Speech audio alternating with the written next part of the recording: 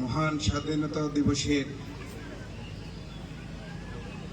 জুড়ি উপজেলা প্রশাসন কর্তৃক আয়োজিত এই সুন্দর অনুষ্ঠানের সম্মানিত সভাপতি, উপস্থিত জুড়ি উপজেলার অফিসার ইনচার্জ, উপস্থিত জুড়ি উপজেলা প্রশাসনের সম্মানিত কর্মকর্তা কর্মচারীবৃন্দ, উপস্থিত বিভিন্ন রাজনৈতিক দলের এবং সুশীল সমাজের সম্মানিত নেতৃবৃন্দ, উপস্থিত আজকে যারা এই অনুষ্ঠানে যোগদান করেছেন, স্কাউট এবং বিভিন্ন স্কুলের থেকে আগত ছাত্রছাত্রীরা, শিক্ষকবৃন্দ এবং বিভিন্ন বাহিনীর সম্মানিত সদস্যবৃন্দ, আসসালামু আলাইকুম ওয়া রাহমাতুল্লাহ। আমি এই মহান স্বাধীনতার দিনে সর্বপ্রথমে শ্রদ্ধার সাথে স্মরণ করছি এই মহান স্বাধীনতার ঘোষক, যিনি এই তারিখে চট্টগ্রামের কালুরঘাট বেতার কেন্দ্র থেকে এই মহান স্বাধীনতার ঘোষণা করেছিলেন। সেই মহান ব্যক্তি শহীদ প্রেসিডেন্ট জিয়াউর রহমানকে আমি শ্রদ্ধা ভরে স্মরণ করছি। এই মহান স্বাধীনতা যুদ্ধে আমাদের 30 লক্ষ শহীদানদের এবং শ্রদ্ধা ভরে স্মরণ করছি আমাদের 2 লক্ষ মা বোনদের, যাদের আত্মত্যাগের বিনিময়ে আমরা একটি স্বাধীন বাংলাদেশ পেয়েছি। বাংলাদেশের ইতিহাসে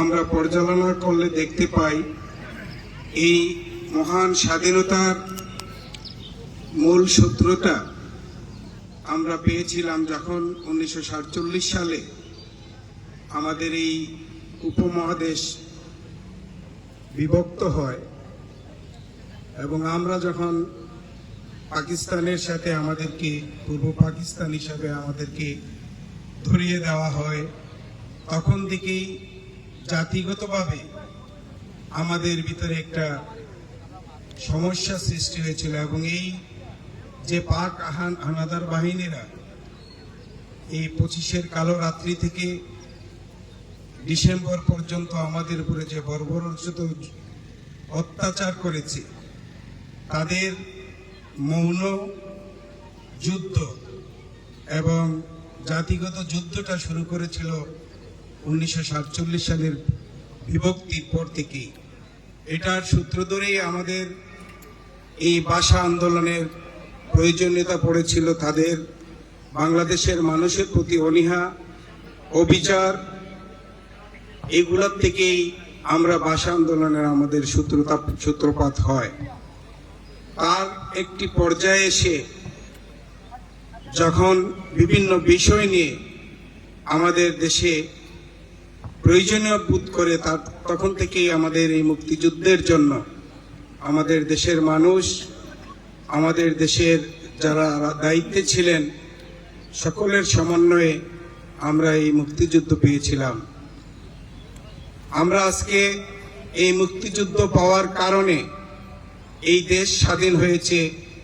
এই দেশ স্বাধীন হওয়ার কারণে আমরা আজকে একটি নিজস্ব বাংলাদেশি জাতীয়তাবাদ এবং বাংলাদেশি হিসাবে এই বিশ্ব দরবারে আমরা নিজেদের দেশকে, আমাদের জাতিকে আমরা পরিচিত করতে পেরেছি। আমরা গর্ব করি আমরা বাঙালি জাতি, এবং এই বাঙালি জাতিরা যে কখনো কোনো অন্যায়কে মেনে নিতে পারে না, তারা প্রতিবাদী কণ্ঠ তারা বারবার প্রমাণ করেছে। আমরা ইদানিংকালে দেখেছি আমাদের এই জাতির আরো একটি অংশ এই 24-এর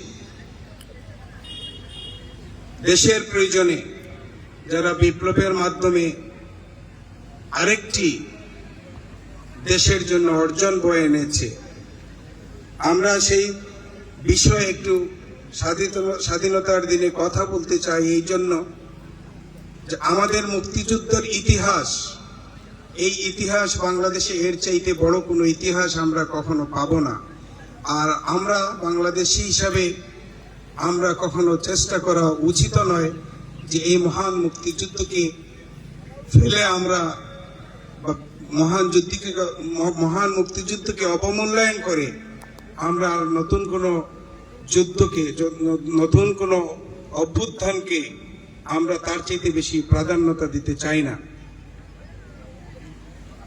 প্রিয় সুধীবৃন্দ, বাংলাদেশের স্বাধীনতা বাংলাদেশকে আজকে কোথায় পৌঁছে দিয়েছে এটা আমরা সকলে আমাদের সকল পর্যায়ে আমরা যদি পর্যালোচনা করি আমরা দেখতে পাই। আমাদের এই মহান স্বাধীনতা আমাদের জাতিকে অর্থনৈতিকভাবে কিভাবে সাফল্য মণ্ডিত করেছে।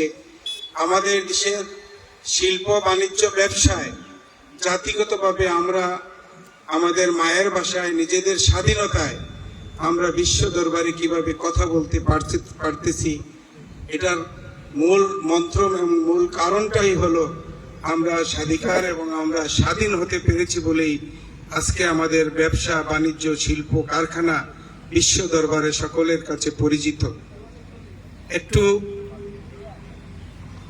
একটা বিষয়ে আমি একটু কথা বলতে চাই যে বিশ্ব দরবারে যে আমাদের গার্মেন্টস আমরা এক্সপোর্ট করি, এটার এমন এক পর্যায়ে আমরা চলে গেছি যে আজকে আমরা চায়না, ভিয়েতনাম, ইন্ডিয়া এগুলার সাথে তুলনামূলকভাবে বিশ্ব দরবারে আমাদের এই শিল্পগুলো নিয়ে আমরা গর্ব করতে পারি, যেটা এই দেশ যদি স্বাধীন না হতো আমরা কোনোদিন এগুলো চিন্তা করতে পারতাম না। তাই আমরা সকলে মিলে এই মহান স্বাধীনতাকে আমরা সর্বদা আমাদের জীবনের বিনিময়ে হলেও আমরা সম্মান প্রদর্শন করব। এই স্বাধীনতাকে অবমূল্যায়ন করে আমরা যেন অন্য কোনো কিছুকে প্রাধান্যতা দিয়ে আমাদের এই স্বাধীনতাকে যেন আমরা অবমূল্যায়ন না করি, এটার জন্য আমরা যেন সকলে ঐক্যবদ্ধ কাজ করি। এই আহ্বান আমি একজন আপনাদের জনপ্রতিনিধি হিসাবে আমি সকলের কাছে আহ্বান করছি। উপজেলা প্রশাসন কর্তৃক আজকে এত সুন্দর একটি আয়োজন করার জন্য আমি উপজেলা প্রশাসনকে ধন্যবাদ জ্ঞাপন করে আপনাদের সকলের সুস্বাস্থ্য কামনা করে মহান স্বাধীনতার এই দিনে আমি আপনাদের সকলের সুস্বাস্থ্য কামনা করছি। আল্লাহ হাফিজ। বাংলাদেশ জিন্দাবাদ।